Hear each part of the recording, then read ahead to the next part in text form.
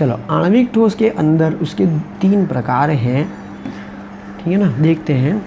आणविक ठोसों के अवयवी कण अणु होते हैं। तो आणविक जो ठोस है उसके कण कैसे हैं? अवयवी कण।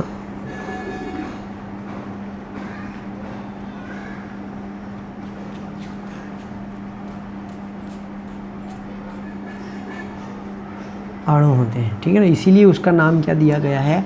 आणविक ठोस। ठीक है, इन्हें हम लोग अलग अलग विभागों में विभाजित कर सकते हैं। आणविक ठोस के जो हैं वो 3 प्रकार हैं। पहला है अध्रुवीय आणविक ठोस।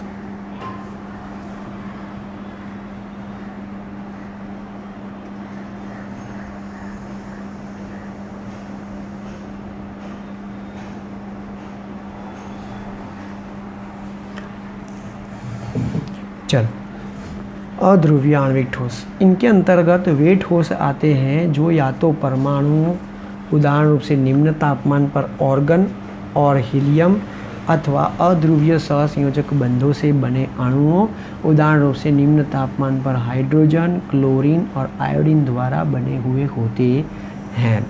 तो ये जो अणु हैं, ठीक है ना, यहाँ पे जो हम लोग अध्रुवीय आणविक ठोस की जो बात कर रहे हैं वो परमाणु होते हैं, ठीक है, वो परमाणुओं के बने होते हैं।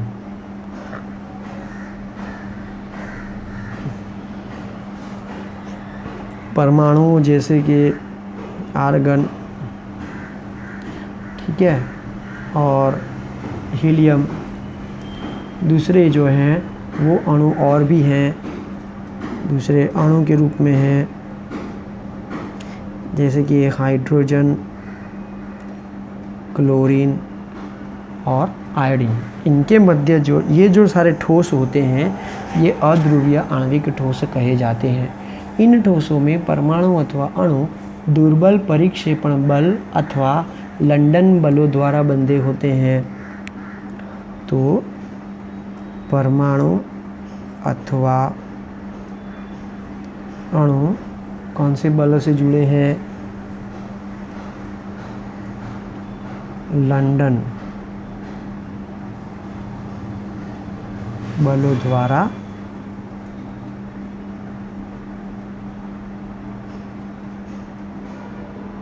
बंधे रहते हैं, जिनके बारे में हम लोग 11th में पढ़ चुके हैं। यह ठोस मुलायम,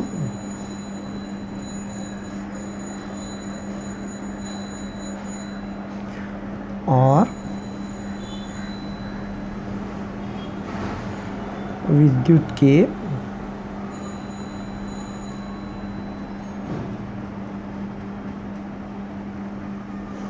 अचालक होते हैं। यह निम्न गलनांकी होते हैं, ठीक है। सामान्यतः कमरे के तापमान और दाब पर यह कमरे के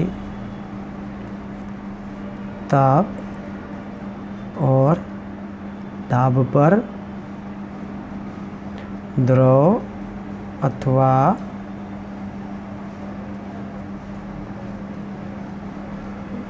गैसीय रूप में होते हैं। तो ये थे अध्रुवीय आणविक ठोस, ठीक है ना। देखो, आप लोगों को मैंने अध्रुवीय सिखाया था, ठीक है ना, कि भाई अगर परमाणु समान हो तो वो अध्रुवीय कहे जाते हैं। क्यों? क्योंकि परमाणु समान होते हैं तब उनके अंदर वो इलेक्ट्रोनेगेटिविटी, विद्युत ऋणात्मकता देखने को नहीं मिलती, क्योंकि परमाणु अलग अलग नहीं होते हैं। तो किसी की विद्युत ऋणता अधिक नहीं होती, किसी की जो है वो कम नहीं होती। मतलब कि विद्युत ऋणता कैसी होती है? समान होती है। और जब वहाँ पर विद्युत ऋणता समान होती है तो आकर्षण अपाकर्षण सा कभी देखने को नहीं मिलता है, अर्थात उसके ऊपर कोई चार्ज नहीं होता है। मतलब कि उसके ऊपर ना तो कोई पॉजिटिव आयन होता है, ना तो कोई नेगेटिव आयन होता है, ठीक है ना। चलो हम लोग बात करते हैं ध्रुवीय की। चलो, ध्रुवीय आप लोगों को याद है ध्रुवीय क्या था?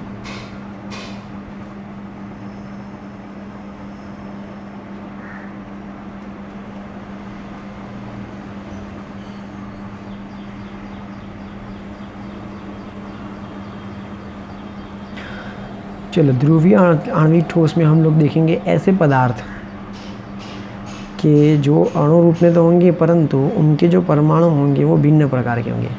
अब जब ऐसा कोई अणु तैयार होता है जिसके परमाणु भिन्न प्रकार के होते हैं तो उसमें विद्युत ऋणात्मकता होती है, किसी की विद्युत ऋणता कम होती है, किसी की विद्युत ऋणता अधिक होती है, ठीक है ना। ऐसी सारी चीज़ें देखने को मिलती है, तब वहाँ पर ध्रुवीय देखने को मिलता है वो पदार्थ। तो HCl और SO2 जैसे जो पदार्थ होते हैं वो ध्रुवीय सहसंयोजक बंध से बने होते हैं। ध्रुवीय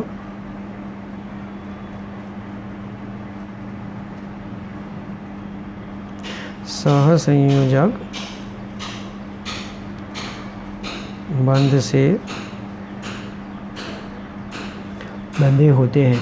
ऐसे ठोसों में अणु अपेक्षाकृत प्रबल द्विध्रुव अन्योन्य क्रियाओं से एक दूसरे के साथ बंधे रहते हैं। तो इसमें जो भी अणु एक दूसरे के साथ जुड़कर ठोस रचना बनाते हैं वो अणु के मध्य कौन से प्रकार का बल होता है, तो उनके अंदर प्रबल, थोड़ा सा प्रबल, कम प्रबल, कौन सा, द्विध्रुव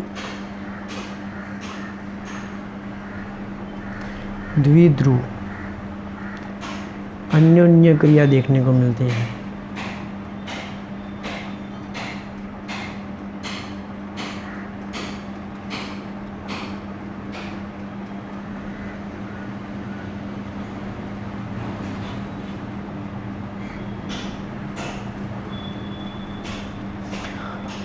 ठीक है, यह ठोस मुलायम और विद्युत के अचालक होते हैं।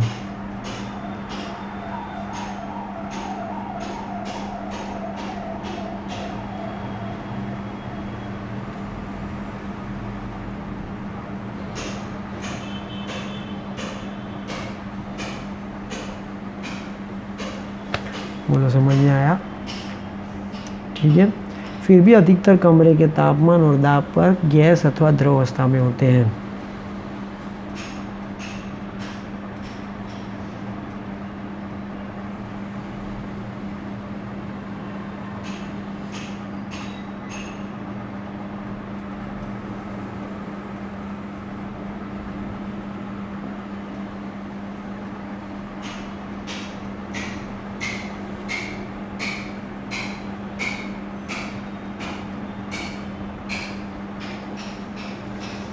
ठीक है, और इसके उदाहरण हैं,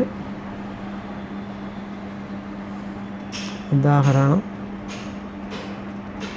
ठोस सल्फर डाइऑक्साइड और ठोस एमोनिया। चलो, आणविक ठोस में तीसरा प्रकार हाइड्रोजन आबंधित आणविक ठोस।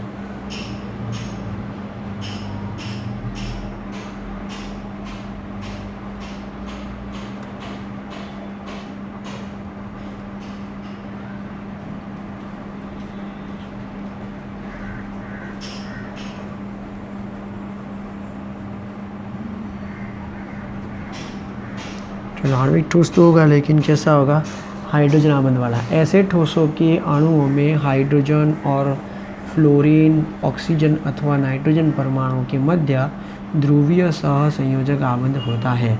मतलब कि इसमें क्या होगा, ऐसे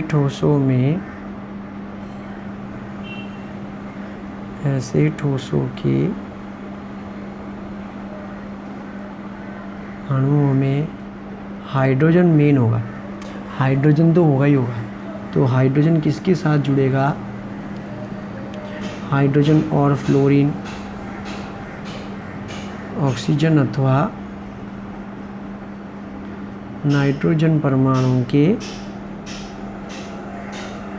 मध्य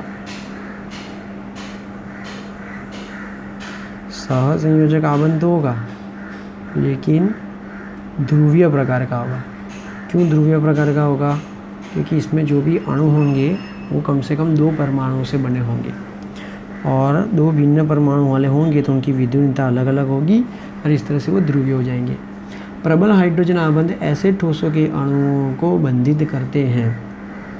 तो इसमें जो अणु हैं वो अणु एक दूसरे के साथ हाइड्रोजन जो प्रबल प्रकार का होता है, ठीक है ना, जो प्रबल प्रकार का जो हाइड्रोजन आबंध होता है वो देखने को मिलता है। प्रबल हाइड्रोजन आबंधन ऐसे ठोसों के अणुओं जैसे H2O बर्फ को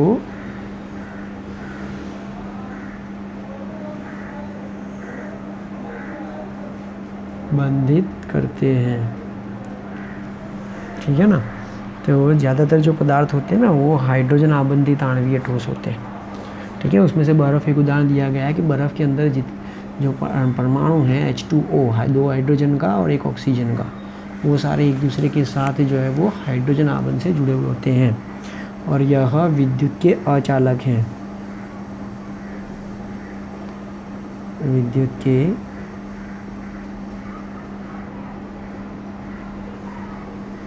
अचालक है। सामान्यतः मतलब कि कमरे के ताप और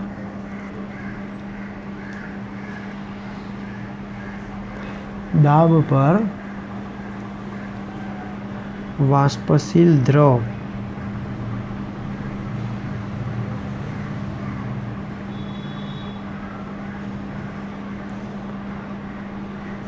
अथवा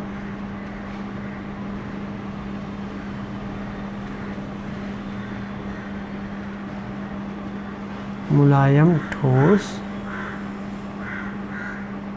होते हैं, ठीक है। देखो भाई, क्रिस्टलीय जो पदार्थ है ना, क्रिस्टलीय ठोसों का वर्गीकरण वो जो है वो 4 हिसाब से किया जाएगा, 4 प्रकार से किया जाएगा, ठीक है। उसमें से पहला कौन सा है, आणविक। दूसरा कौन सा है, आयनिक। तीसरा कौन सा है, धात्विक। और चौथा है सहसंयोजक।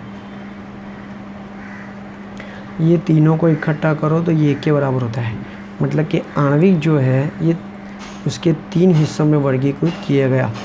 आणविक ठोस क्या होता है, तो उसमें जो अवयवी कण होते हैं, जो ठोसों के अंदर अवयवी कण होते हैं वो अणु स्वरूप में होते हैं। कौन से स्वरूप में होते हैं, अणु स्वरूप में होते हैं। तो पहला हो गया आणविक हो गया, अब दूसरा देखते हैं आयनिक, फिर तीसरा और फिर चौथा।